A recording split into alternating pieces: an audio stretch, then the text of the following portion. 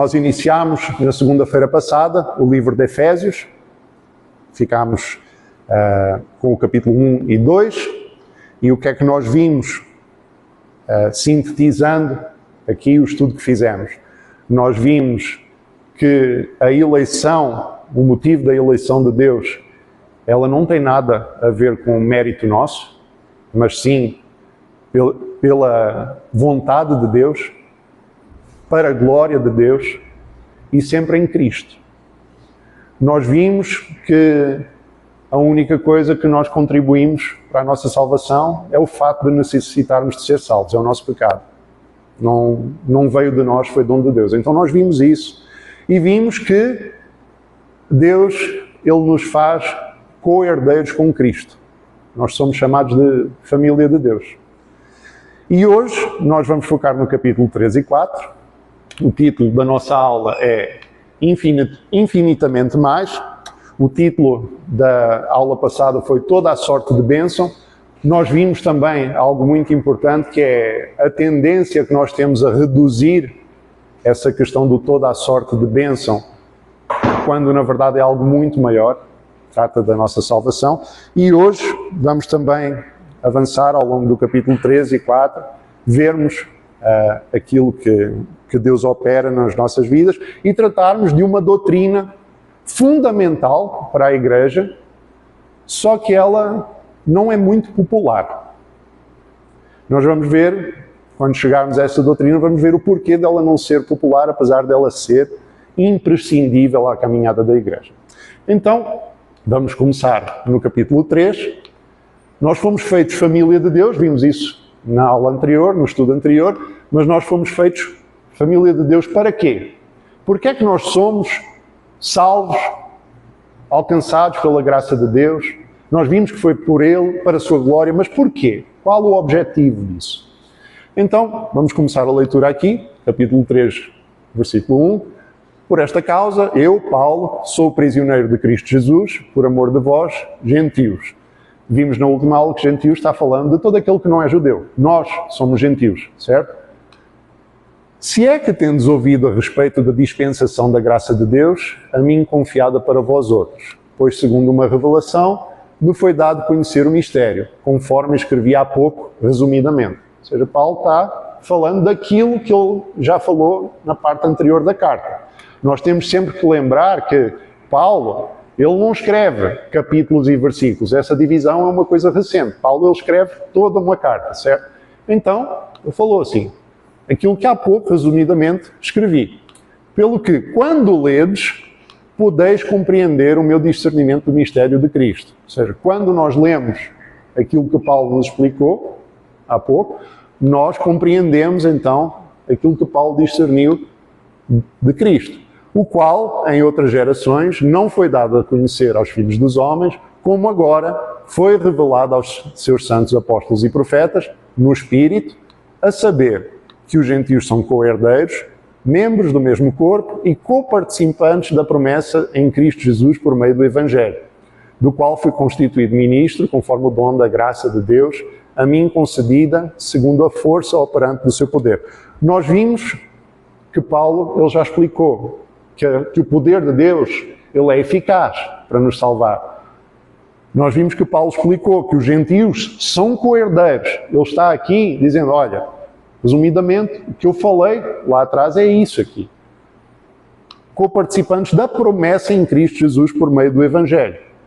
Então, quando Paulo avança, ele diz a mim, e vejam o seguinte, que Paulo fala por meio do Evangelho, do qual fui constituído ministro, conforme o quê? O dom da graça de Deus a mim concedida segundo a força operante do seu poder. Vejam o seguinte, que Paulo, ele está falando assim, olha, eu não sou ministro do Evangelho, eu não sou pregador, eu não sou apóstolo, por causa de algum mérito que eu tenho.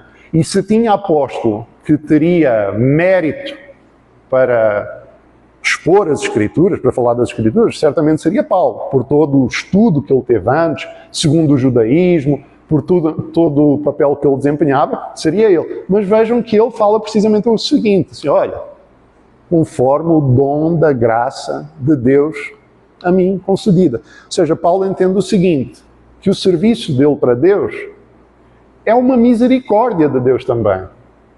Nós, quando olhamos para o ministério em que servimos, seja diaconato, seja louvor, seja pregação, exposição das Escrituras, nós temos que entender que isso não é um fardo para nós. Isso é uma misericórdia que Deus nos dá de nós, apesar de sermos o que somos, nós sermos usados por Ele para a glória dele. Nós somos criados para isso, vimos isso na última aula. É uma misericórdia de Deus. É uma bênção de Deus nós sermos usados assim. Então, o ministério, ele é graça. Não é nada que nós façamos por merecer. Nada disso. Vejam que, se formos a ver, uma das evangelistas mais eficazes nos evangelhos é quem? Uma mulher samaritana lá, que os samaritanos nem se conversavam com os judeus, ela tinha a vida toda desorganizada, conhece a Cristo, e ela vai para a cidade e traz a cidade em peso para conhecer a Cristo também. Era por mérito dessa mulher? Não, não era por mérito dessa mulher. Era graça. Então nós vemos isso. E por isso mesmo que Paulo ele se refere o seguinte assim, a mim, o menor de todos os santos. Paulo, falando a respeito dele assim, eu sou o menor de todos. De todos os santos, de todos aqueles que foram alcançados pela graça de Deus, eu sou o menor. Paulo sabia o seu lugar. Ele sabia que tudo na vida dele era misericórdia de Deus. Me foi dada esta graça de pregar aos gentios o Evangelho das insondáveis riquezas de Cristo. Paulo, ele sabia que tudo aquilo que ele pregava, tudo aquilo que ele falava, era para quê? Para mostrar a riqueza de Cristo.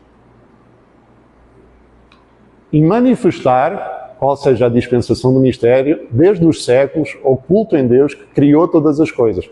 E aí nós começamos a chegar ao ponto de, para quê? Porque é que nós fomos feitos família de Deus? Família de Deus para quê? Co-herdeiros de Deus para quê? Para que, pela Igreja, a multiforme sabedoria de Deus se torne conhecida. Nós começamos a ver aqui o porquê, então, de sermos chamados. O porquê de sermos salvos. O porquê de sermos feitos nova criatura em Cristo. Não é por acaso. É porque Deus tem um propósito para a sua Igreja. E nós começamos a ver isso aqui. Pela Igreja, a sabedoria de Deus se torna conhecida. Agora, dos principados e potestades nos lugares celestiais. Segundo o eterno propósito que estabeleceu em Cristo Jesus, nosso Senhor.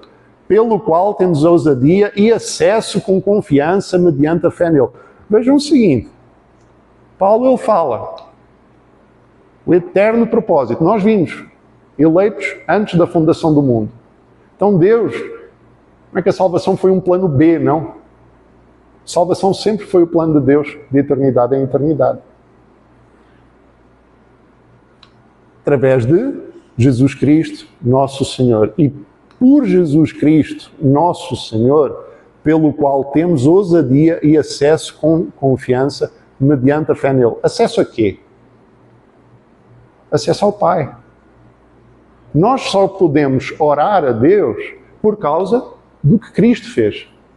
Nós só podemos ter acesso a Deus com ousadia e com confiança.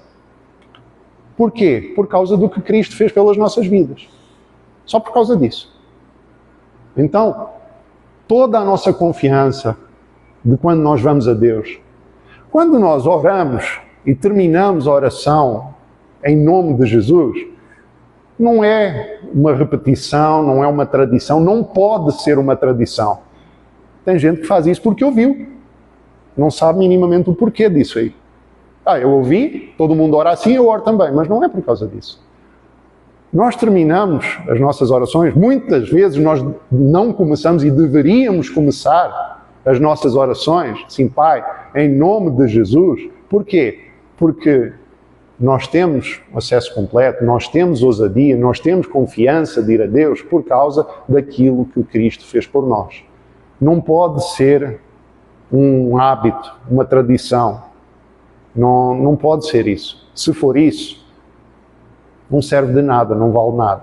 Mas nós lembramos, cada vez que dizemos assim, Senhor, eu estou aqui diante de Ti em nome de Jesus, porque eu sei que Ele é a única esperança que eu tenho, que Ele é a única forma de eu poder estar diante de um Deus Santo. Então, em Cristo Jesus, nosso Senhor, soberano das nossas vidas, que nos salvou, nós temos ousadia e acesso com confiança mediante a fé nele. Ou seja, não é tradição, é fé. É aquela fé que nós vimos que é dom de Deus, que Deus nos dá, como fala no capítulo 2.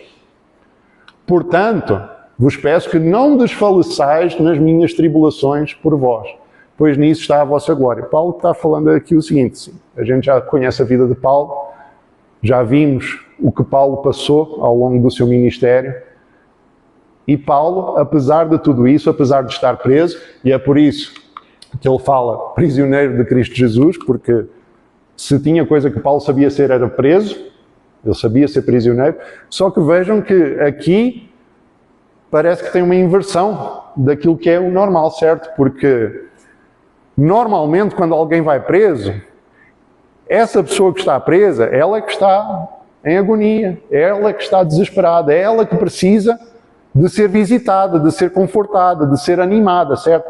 Aí Paulo, o preso de Jesus Cristo, está falando assim, olha, vocês não desfaleçam por causa do que eu estou sofrendo, por causa das minhas tribulações, por causa dos meus problemas. Não. Eu estou passando isso para a vossa glória. Eu estou servindo a Deus para que vocês possam experimentar essa glória. Que a nossa glória é uma glória eterna. Uma glória que vem do próprio Deus, quando nós vamos estar com Ele. E era isso que Paulo pregava. Pregava o Evangelho para que mais vidas fossem alcançadas pela graça de Deus. E Paulo diz o seguinte, assim, olha, não se preocupem. Não se preocupem. Paulo ficava animado quando os irmãos o confortavam, sem dúvida. Nós vimos isso em Coríntios, 2 Coríntios, vimos isso em outras cartas também já. Mas Paulo diz assim, olha, vocês não desfaleçam por minha causa. Não desfaleçam. Então nós vemos aqui o prisioneiro confortando aqueles que não são presos. Isso aí é uma paz que ela realmente excede todo o entendimento, certo? Essa é a paz de Paulo. E então entramos na questão da doutrina. Doutrina da santificação. É uma doutrina que hoje em dia raramente nós ouvimos falar. Para começo de conversa, nós hoje raramente ouvimos falar a palavra doutrina. Parece que as pessoas têm pavor de doutrina. Só que a doutrina é o quê? Ensino. E o ensino é para quê? Para o nosso bem, para o nosso crescimento, certo? Quando os nossos pais nos ensinavam alguma coisa como crianças, era bom para nós, certo? A doutrina é ensino que é bom para nós. Só que quando nós chegamos à palavra doutrina, tem umas doutrinas que o pessoal até ouve. Ah, não, a doutrina de salvação. Não. Muito bem. Ah, doutrina de eleição. Sim, muito bem. Santificação. E agora apertou, porque agora essa doutrina fala de mudança de vida. Essa aí eu não gosto. Mês que vem eu venho no culto. Deixa passar o estudo todo, que aí eu volto quando estiverem falando de tudo aquilo que Deus pode fazer de novo por mim. Por esta causa, e vejam que é tão importante que por esta causa, Paulo fala, por esta causa me ponho de joelhos diante do Pai. Me ponho de joelhos, ou seja, Paulo, ele fala assim, eu oro diante do Pai.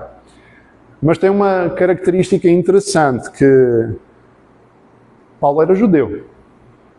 Não tem uma fórmula mágica de dizer assim, para você orar, você tem que estar de joelhos, mãozinhas desse jeito e tal, para Deus ouvir a tua oração.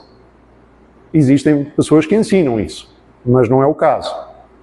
Nós temos casos na Bíblia de pessoas orando em pé, nós temos casos de pessoas de joelhos, nós temos casos de pessoas orando prostradas no chão, como é o próprio caso de Cristo no jardim de Getsemane. Então, não existe isso aí. Temos orações sentadas. Davi sentado orando. Então, o Senhor ouve as nossas orações, independentemente de como nós estamos, de qual a nossa posição. Mas Paulo aqui ele faz questão de frisar de como ele se curva perante Deus, perante uma coisa tão importante que ele está pedindo pela igreja, pedindo pelos irmãos. De quem me ponho de joelhos diante do Pai. Nós vimos, co-herdeiros de Deus, família de Deus, de quem toma o nome toda a família. Ou seja, família toma o nome do Pai. Nós tomamos o nome de Deus nas nossas vidas. Filhos de Deus. Tanto no céu como sobre a terra, para que, segundo a riqueza da sua glória, vos conceda que sejais fortalecidos com poder mediante o seu Espírito no homem interior. Então, segundo a riqueza da glória de Deus, que Deus nos conceda o quê? Que nós sejamos fortalecidos com poder. Certo? Ele ora para que a igreja seja fortalecida com poder. Mediante o Espírito de Deus no homem interior. É assim que se inicia o processo de santificação. Quando nós vamos ao capítulo 2, que fala, nós somos feitura sua, criados em Jesus Cristo para todas as boas obras, não é que quando a gente se converte, do nada a gente já vira o super santo. Não, não é isso aí. Mas nós vamos sendo fortalecidos, nós vamos sendo transformados, nós vamos sendo aprimorados. Isso é um processo.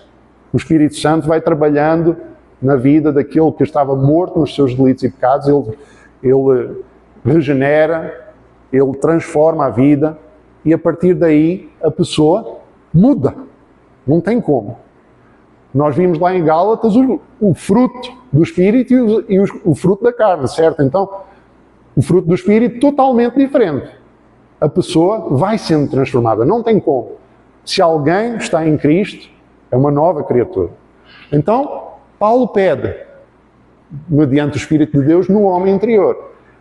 Isso mostra que a verdadeira transformação, ela vem de dentro para fora.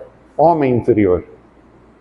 Não é de fora para dentro, porque a aparência, nós conseguimos mudar a nossa aparência. Nós conseguimos fazer N coisas para parecermos diferentes.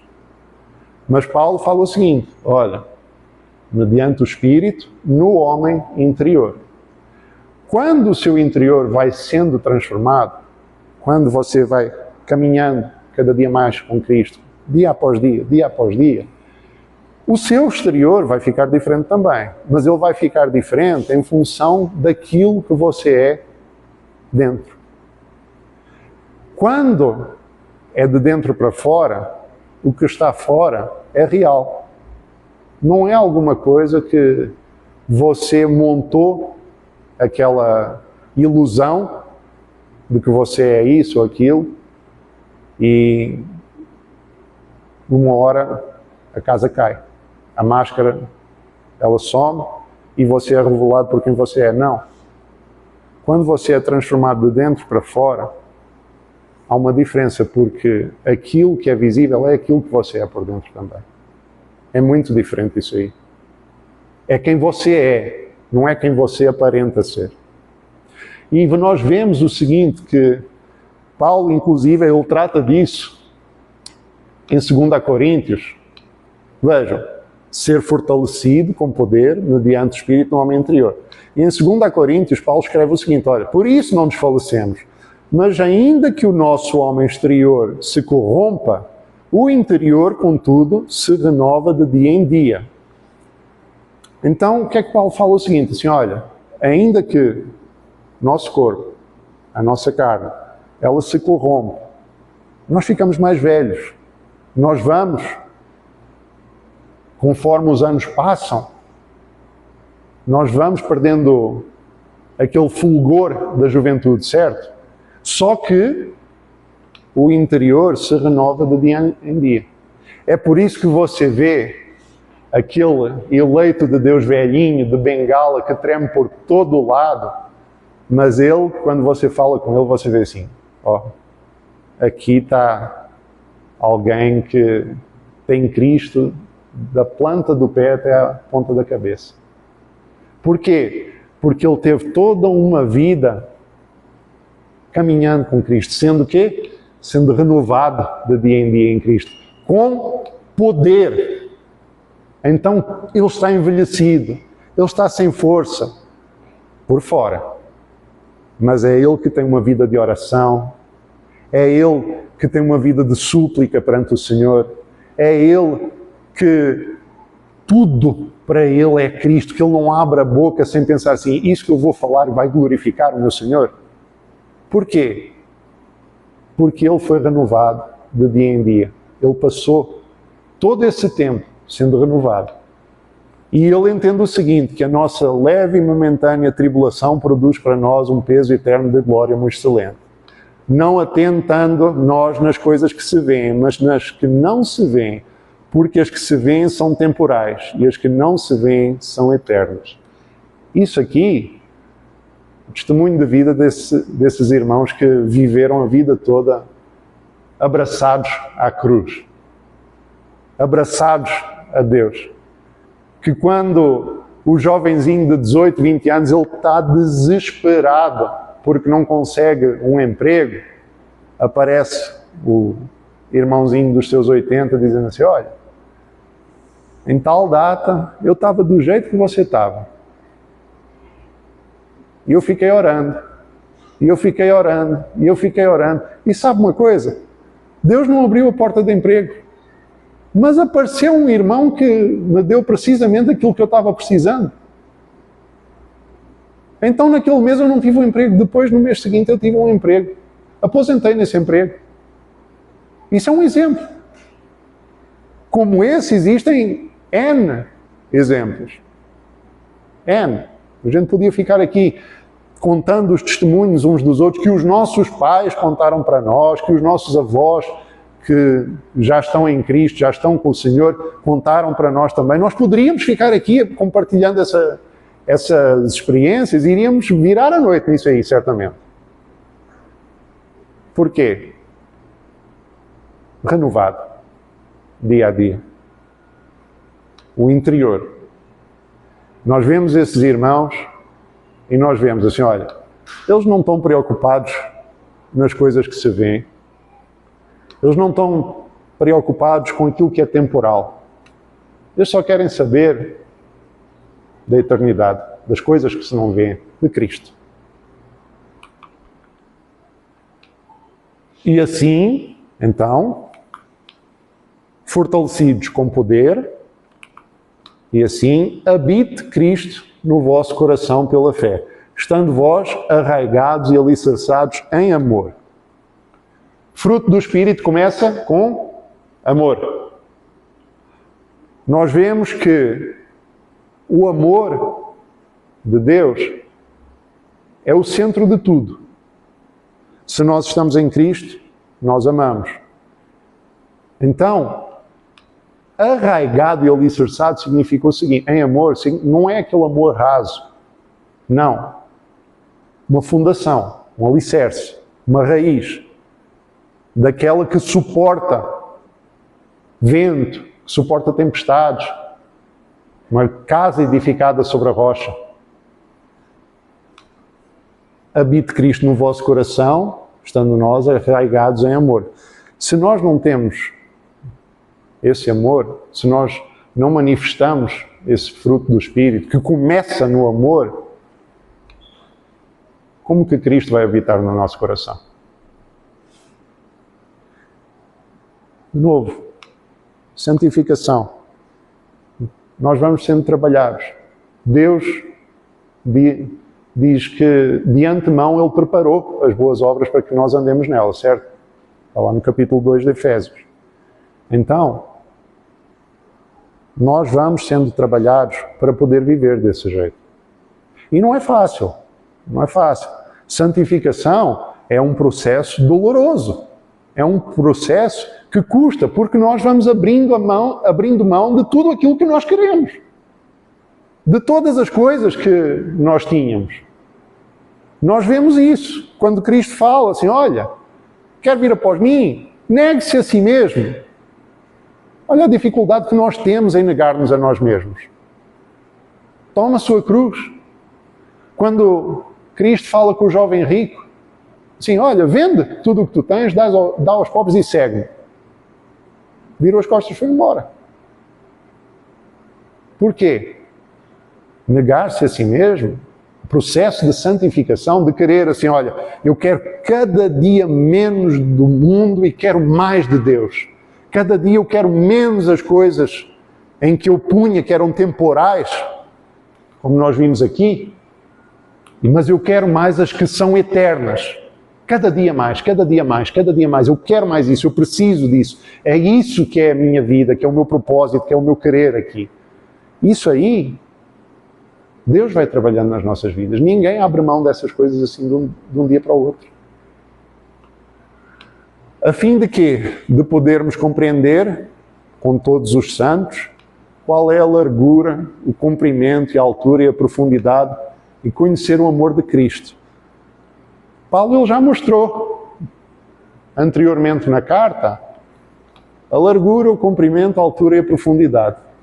Quando nós vemos que a salvação, ela é tanto para o judeu quanto para o gentio, ou seja, que a salvação é para todo um povo, não é por causa de méritos pessoais, e sim por graça. Nós vemos a largura do amor de Cristo.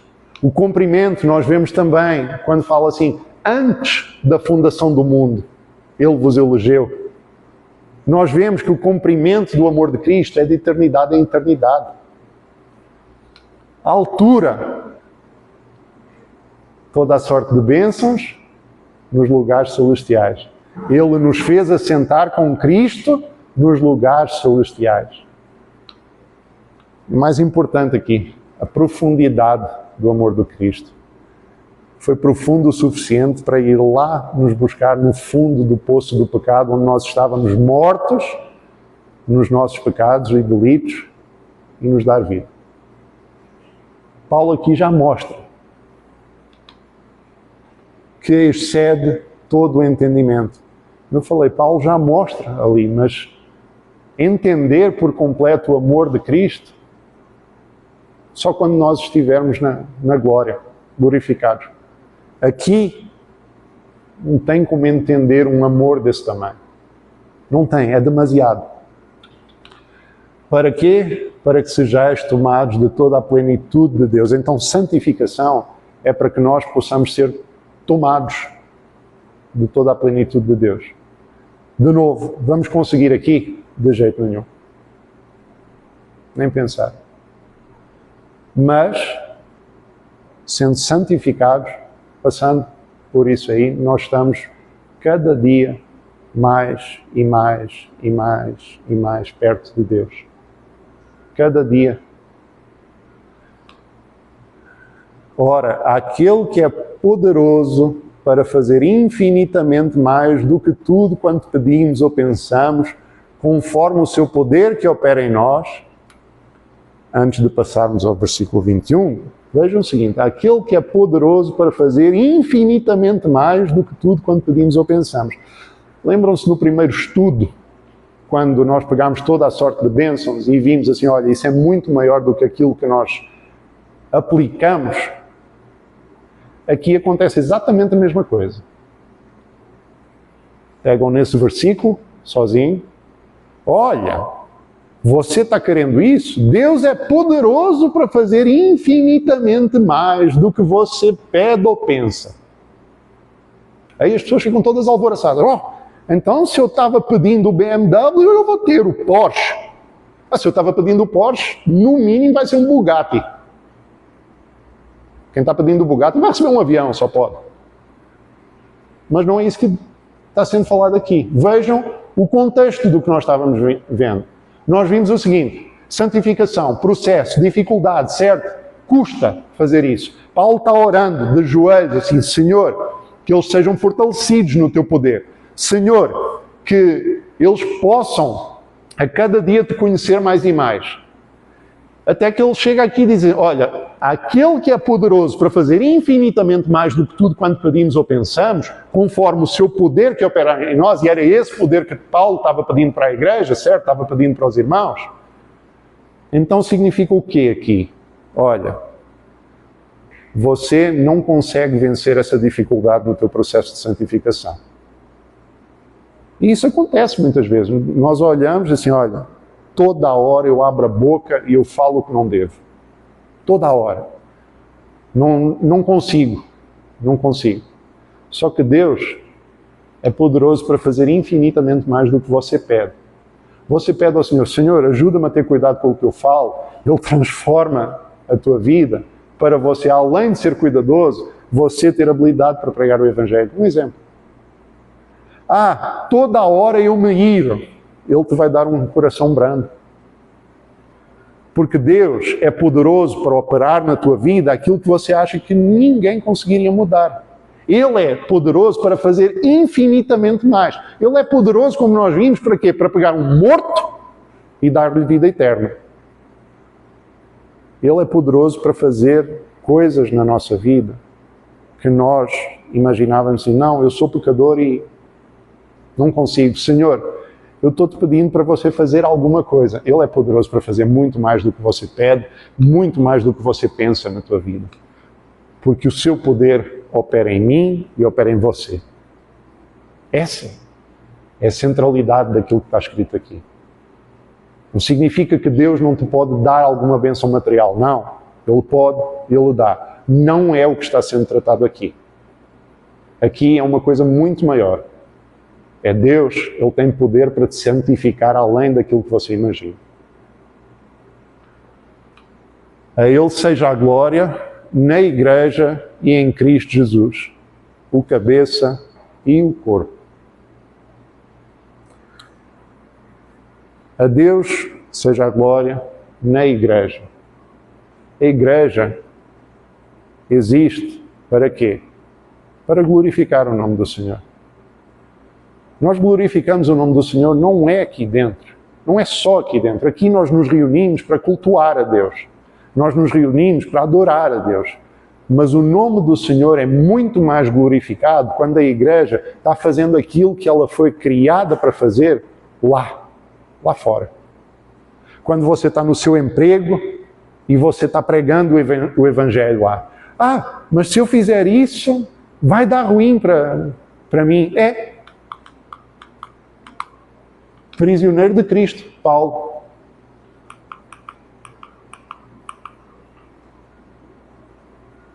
É problema para nós.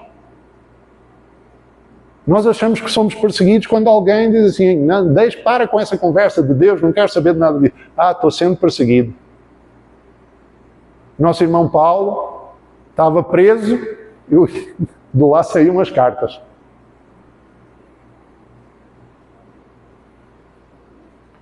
A igreja faz parte da glória de Deus. Por quê? Porque o Filho de Deus é o cabeça da igreja. Então, a Deus seja a glória na igreja, em Jesus Cristo, por todas as gerações, para todo sempre. Amém. A igreja, ela não é composta da igreja A, B ou C. Se tem uma igreja que vai dizer assim: não, nós aqui é que temos a revelação, o resto é tradição. Então aí tem alguma coisa de errado, porque aqui diz, na igreja por todas as gerações. Essa denominação existe há anos.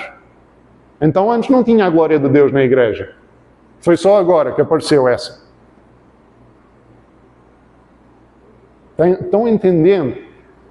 A igreja é a Assembleia dos Santos, a Igreja visível que existiu desde que Cristo fundou a Igreja e existe até hoje. E diz a palavra que as portas do inferno não prevalecerão contra a Igreja. Então, essa Igreja, ela glorifica o nome de Deus desde que foi implementada por Cristo, até o dia de hoje. E ela tem comunhão entre os membros, uns com os outros.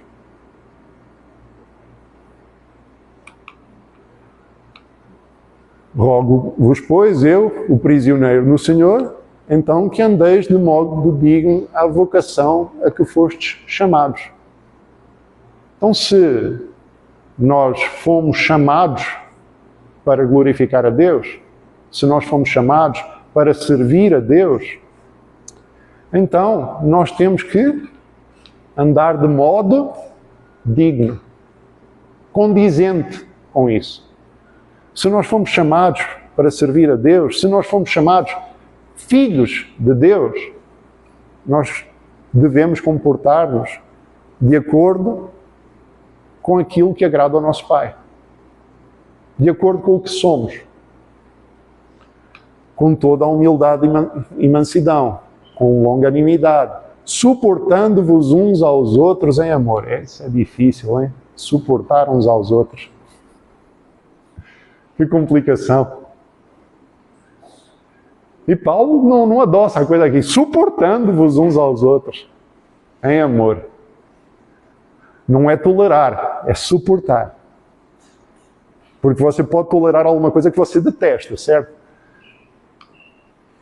Mas uns aos outros em amor. Esforçando-vos diligentemente. Santificação exige trabalho de nós? Exige. A palavra deixa claro. Deus é quem opera o querer e o efetuar em nós. Mas isso não significa que nós não vamos ter a nossa dose de esforço. Ainda que é tudo o Espírito Santo que opera em nós. Mas nós nos esforçamos por isso. Por preservar a unidade do Espírito no vínculo da paz. De novo, o que nós vimos aqui, unidade do Espírito. Na Igreja, nós nos suportamos uns aos outros em amor. Mas para quê? Para preservar a unidade do corpo de Cristo, no Espírito Santo. Por quê? Porque há somente um corpo e um Espírito, como fostes também chamados numa só esperança da vossa vocação. Há um só Senhor, uma só fé, um só batismo. De novo o que nós falamos. Nós fazemos parte da Igreja do Senhor.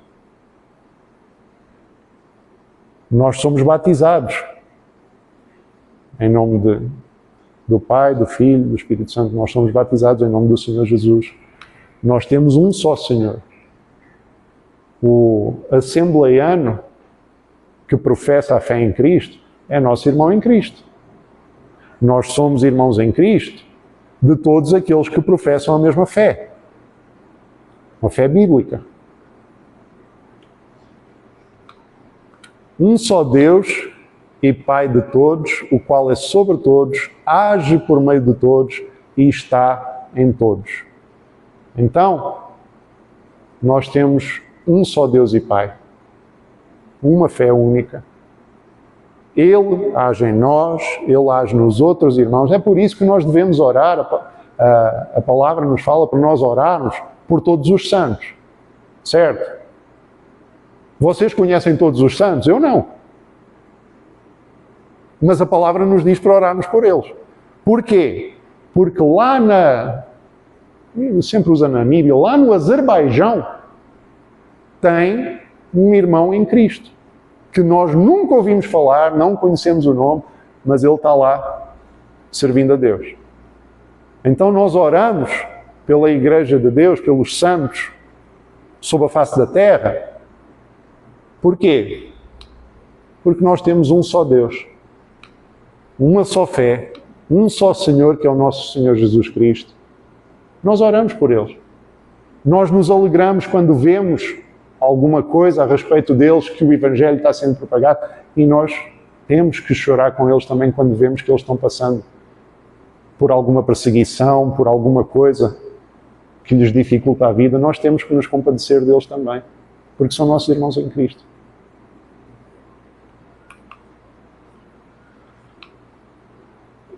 E a santificação, para que é que ela serve? E a graça foi concedida a cada um de nós segundo a proporção do dom de Cristo. Por isso diz, quando ele subiu às alturas, levou cativo o cativeiro e concedeu dons aos homens. Ora, que quer dizer subiu, senão que também havia descido até às regiões inferiores da terra. Aquele que desceu é também o mesmo que subiu acima de todos os céus para encher todas as coisas. Isso aqui faz alusão a um texto no Salmo 68, mas eu queria fazer uma alusão a outro salmo aqui. Ele subiu às alturas, levou cativo o cativeiro, concedeu dons aos homens. Mateus 28, 18, 20. Jesus aproximando-se, falou-lhes, dizendo, toda a autoridade me foi dada no céu e na terra. Ide, portanto, fazei discípulos de todas as nações, batizando-os em nome do Pai, do Filho e do Espírito Santo, ensinando-os a guardar todas as coisas que vos tenho ordenado. E eis que estou convosco todos os dias até à consumação dos séculos. Cristo fala isso com os discípulos antes de ser assunto aos céus, certo? Ele concede dons aos homens. Para quê? Porque ele deixou claro o que é para a igreja fazer aqui. Ide, portanto, fazei discípulos de todas as nações. O processo de santificação é para quê? É para que você sirva cada vez melhor a Deus. Você esteja completamente conectado, completamente dedicado ao Senhor. Para quê? Para ser usado com poder do Espírito Santo. Para quê? Para fazer discípulos de todas as nações. Em todas as nações. Ensinando o quê? Ensinando a guardar as coisas que Jesus ordenou. Como é que nós vamos ensinar alguma coisa que Cristo ordenou se nós não estamos cada vez mais juntos a Cristo? Como? Como é que nós ensinamos alguma coisa se não temos conhecimento dela? Então, nós somos santificados para sermos mais aptos a servir a Deus.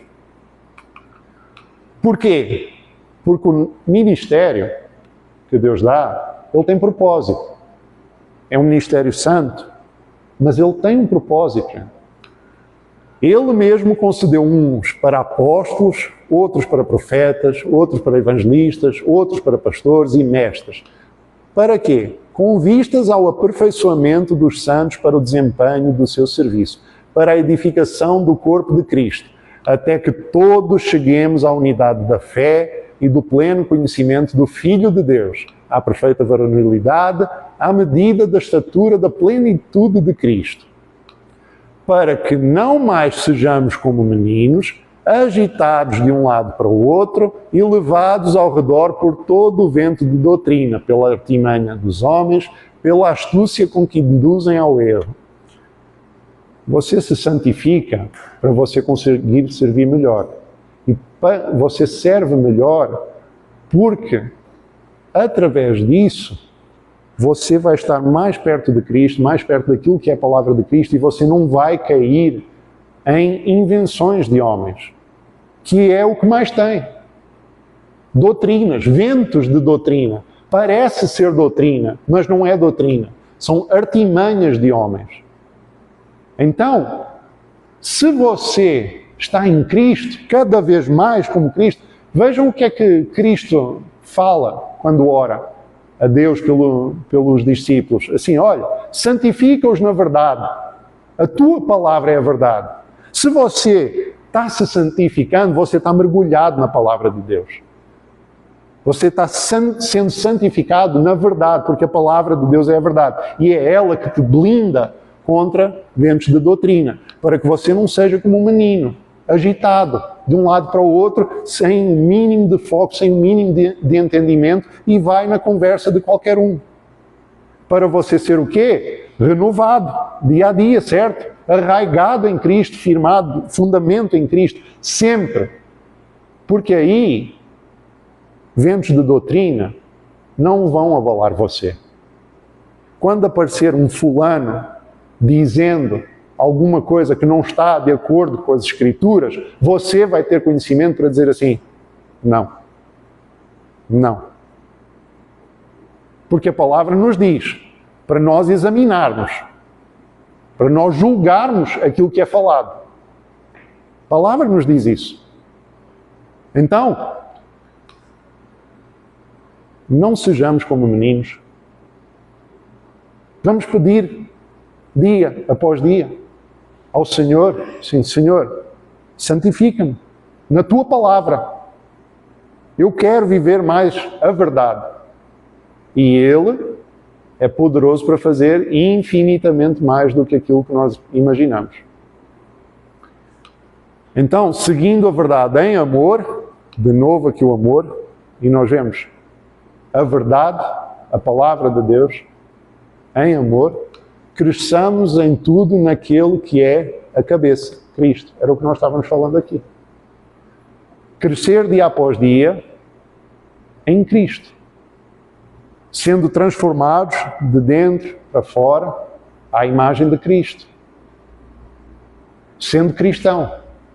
Pequeno Cristo. Uma imitação de Cristo, como Paulo dizia, para sermos imitadores dele, como ele era imitador de Cristo.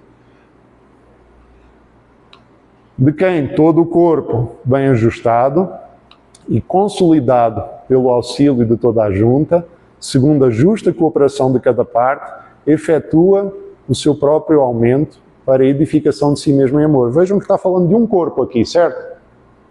Só que está falando o seguinte, bem ajustado, o corpo, consolidado pelo auxílio de toda a junta, segundo a justa cooperação de cada parte. Nós sozinhos não somos o corpo de Cristo. Mas nós, em comunhão com os irmãos, nós somos o corpo de Cristo. Nós fazemos parte do corpo de Cristo. E nós cooperamos, sendo uma parte do corpo, nós auxiliamos, sendo uma junta no corpo, para quê? Para que o corpo seja edificado em amor. Todo o ministério na igreja tem a sua utilidade. Nenhum é mais importante do que o outro. Quando os irmãos vão aos apóstolos falar de, olha, as viúvas gregas estão sendo desprezadas aqui e tal, que é quando os diáconos são instituídos, o que é que os apóstolos falam lá? Assim, olha, nós precisamos nos dedicar à palavra de Deus. Fala assim, não convém que nós sirvamos às mesas e deixemos a palavra de Deus. Mas eles falam o seguinte, assim, olha, isso que vocês estão falando de cuidar dos irmãos, vai dizer a palavra lá que é esse importante negócio. Ou seja, não é que os apóstolos desprezaram aquilo que precisava ser feito ali. Não. Eles falam assim, olha, nós precisamos nos dedicar ao estudo da palavra. Mas isso aqui é importante. Então, escolhei de entre vós pessoas, homens que sejam cheios do Espírito Santo, de boa reputação, para que eles façam esse importante serviço. Ou seja, os apóstolos reconheciam a importância disso. Do mesmo jeito, na igreja, nos nossos dias, não é diferente. O ministério de louvor não é menos importante. Deus é digno de toda a adoração, de todo o louvor, e importa que Ele seja adorado de acordo com o quê? Com as Escrituras. Então, é importante para quem serve no louvor conhecer as Escrituras, para que no dia que alguém venha, sabe que seria legal para a gente encher aqui de gente? A gente podia fazer desse jeito aqui. Só que esse jeito que a pessoa está sugerindo é totalmente diferente daquilo que está nas Escrituras.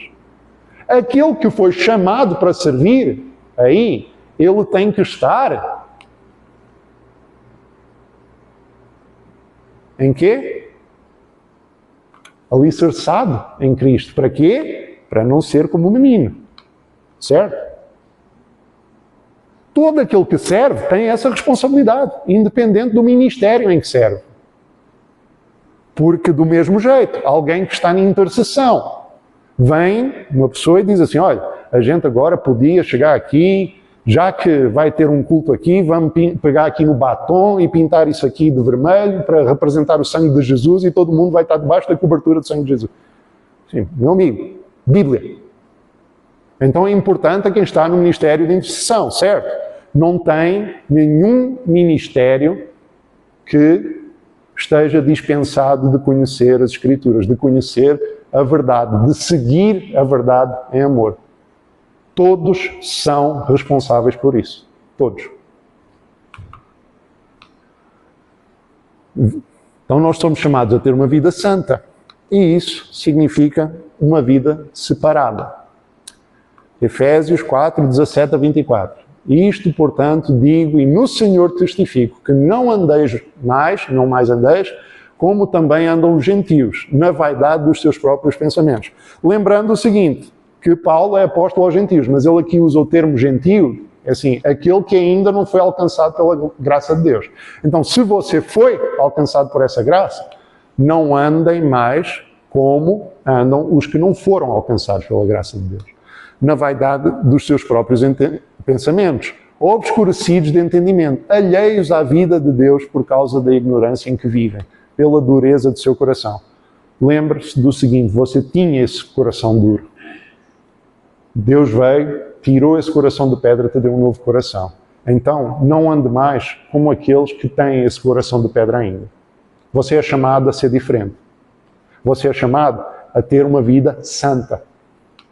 Os quais, tendo-se tornado insensíveis, se entregaram à dissolução para que, com avidez, com vontade, aquele que não é alcançado pela graça de Deus, ele comete toda a sorte de impureza com avidez, com desejo, com vontade. Ele faz isso porque ele quer fazer isso. Não é porque ele é coergido a fazer isso pelo diabo, não. É porque quem ele é, morto no seu pecado. Não foi assim que aprendestes a Cristo. O Evangelho não é assim. O Evangelho não te diz para viver desse jeito. Se é de facto, o tendes ouvido e nele fostes instruídos, segundo é a verdade em Jesus. Então, se realmente você foi alcançado pelo Evangelho, se realmente você foi instruído segundo a verdade em Jesus, então você é chamado a ter uma vida diferente. No sentido de que, quanto ao trato passado, vos despojeis do velho homem, que se corrompe segundo as concupiscências do engano, segundo os desejos do engano. Ou seja, você tem uma nova vida em Cristo. Então, larga esse velho homem. Santificação. Despoja-te desse homem. Despoja de quem você era. Está difícil. Faz como Paulo. Vai para o joelho, ou faz como Cristo, coloca a cara no chão, ou fica em pé, mas clama a Deus, que é quem opera o querer e o efetuar. Assim, Senhor, ajuda-me, eu quero ser santo, eu preciso ser santo. E Deus vai operar, porque nós vimos, Ele é poderoso para fazer infinitamente mais. Vos renoveis no espírito de vosso entendimento, ou seja, o que nós vimos, dia após dia, sendo renovados, transformados, renovados, alcançados de uma maior graça, de um maior entendimento, todos os dias. E vos revistais do novo homem. Ou seja, ser revestido de quem você é porque lá dentro você já é esse novo homem. E você vai estar revestido de quem Deus te transformou. Criado segundo Deus, em justiça e procedentes da verdade. Que é o que nós lemos em Efésios 2, que mencionámos ainda há pouco. Novo homem. Somos feitura sua. Criados segundo Deus. Criados em Jesus Cristo. Ou seja, aqui nós já vemos, se Paulo fala lá em Efésios 2 que nós somos feitura sua, criados em Jesus Cristo, e está aqui criados segundo Deus, então aqui já tem mais um testemunho daquilo que é a divindade de Cristo, certo? Em justiça e retidão procedentes da vontade, assim, criados para as boas obras que Deus de antemão determinou. Aqui é uma repetição do que está lá em Efésios 2. Nós somos chamados a viver o que ele diz lá que nós fomos criados para ser. E santidade, para terminar aqui, santidade ela ocorre em todas as esferas da nossa vida. Em todos os aspectos. Não tem um aspecto da nossa vida que o processo de santidade, de santificação, não impacte. Vamos ver aqui uma aplicação disso. Assim. Por isso, deixando a mentira, fale cada um a verdade com o seu próximo, porque somos membros uns dos outros. Então somos chamados a sermos verdadeiros uns com os outros. Somos chamados, nesse processo de santificação, a deixar a mentira que nós amávamos falar. Nós somos transformados para a glória de Deus com atitudes diferentes que Ele nos capacita a ter. Irai-vos e não pequeis. Irar, mas não pecar. Não se ponha o sol sobre a vossa ira. Os irmãos costumam ir deitados irados com alguém? Quando isso acontece, no dia seguinte está pior ainda. Não está? Irai-vos e não pequeis. Assim, você se irou, não peca. Vai lá, como Cristo falou, vai lá, reconcilia-te com o teu irmão. Não deixe o sol se pôr sobre a sua ira. Não se vai deitar. Eu fico pensando quando Cristo fala a respeito do rico que constrói celeiros e diz assim, olha, agora eu tenho muita coisa, e no final, assim, louco, ainda hoje te vão pedir a tua alma, essa noite te vão pedir a tua alma. Vamos aplicar isso aqui, certo? Irai-vos, não pequeis, não se ponha o sol sobre a sua ira. Você não perdoou o teu irmão, você está irado com o teu irmão, você vai se deitar desse jeito. Quem te falou que você vai ter um amanhã? A Bíblia fala que a nossa vida é como um vapor. Quem falou? Quem te garante? O amanhã é de Deus, é Ele que cria o amanhã. É Ele que sustenta todas as coisas pela palavra do seu poder. Não se ponha o sol sobre a sua ira, sobre a minha ira. Aquele que furtava, não furte mais, antes trabalhe, fazendo com as próprias mãos o que é bom, para que tenha com que acudir ao necessitado. Então, olha, além de você não roubar, trabalha. Mas trabalha para você poder acudir quem não tem. Não é para você mesmo só, não.